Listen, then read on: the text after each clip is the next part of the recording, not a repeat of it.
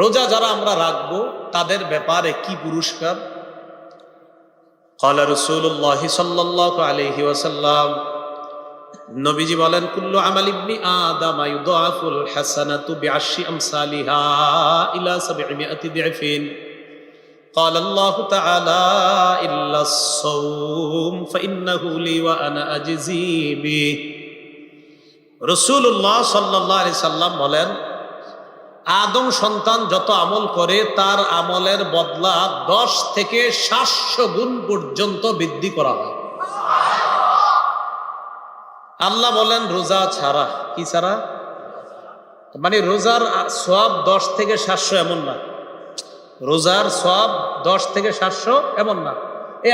আমরা আমল করব, তো নবীজি বলেন তোমাদের এই আমল 10 থেকে 700 আল্লাহ চাইলে বাড়াবে, আরো বাড়াইতে পারে। কিন্তু আল্লাহ বলেন রোজার বিষয়টা এমন না। আল্লাহ বলেন রোজা এমন একটা বিষয়, ফাইন্নাহু লি ওয়া আনা আজজি বিহি।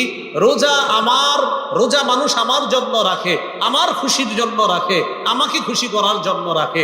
সামনে ইফতার, বান্দা খায় না, ঘরের ভিতরে যদি দরজা লাগিয়ে 1 গ্লাস পানি পান করে খাইতে পারে, বান্দা পান করে না। পানির নিচে ডুব দিয়ে যদি পানি পান করে বান্দা পারে, কিন্তু করে না। বান্দা যদি কিছু খেয়ে ফেলে মানুষের আড়ালে করতে পারে, কেউ দেখবে না, কিন্তু বান্দা এটা করে না, কারণ সে আমার জন্য রোজা রাখছে। তা এটার পুরস্কার আমি আল্লাহই দিব। আল্লাহ কি দিবে? আল্লাহর দেওয়া কেমন হতে পারে আল্লাহ ভালো জানেন। কিছু আমল নামা তো আল্লাহ লেখায়, রোজার ব্যাপারে আল্লাহ কয় আরে এটার পুরস্কার আমি দিব।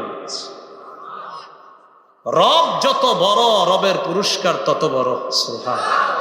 বলেন রব যত বড়, রবের পুরস্কার। ভাই একটা রোজা ভাঙবো না তো ইনশাআল্লাহ?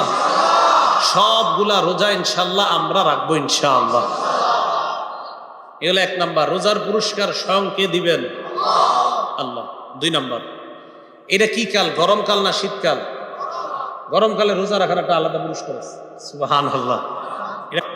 গরমকালে রোজা রাখার একটা পুরস্কার আছে। ক্বালা রাসূলুল্লাহ সাল্লাল্লাহু আলাইহি ওয়াসাল্লাম, রাসূলুল্লাহ সাল্লাল্লাহু আলাইহি ওয়াসাল্লাম বলেন, মান আ'তাশা নাফসাহু ফি সাইফিন। নবী বলেন কোন বান্দা যদি নিজের নফসটাকে, নিজের জানটাকে পিপাসার্ত রাখে গরমকালে। কোন কালে? গরমকালে। এর মানে গরমকালে যদি কেউ আল্লাহর জন্য সিয়াম পালন করে আর নিজের আত্মাটাকে পিপাসার্ত রাখে গরমকালে, সাকাফুল্লাহু ইয়াউমাল আতশি, কিয়ামতের ময়দানে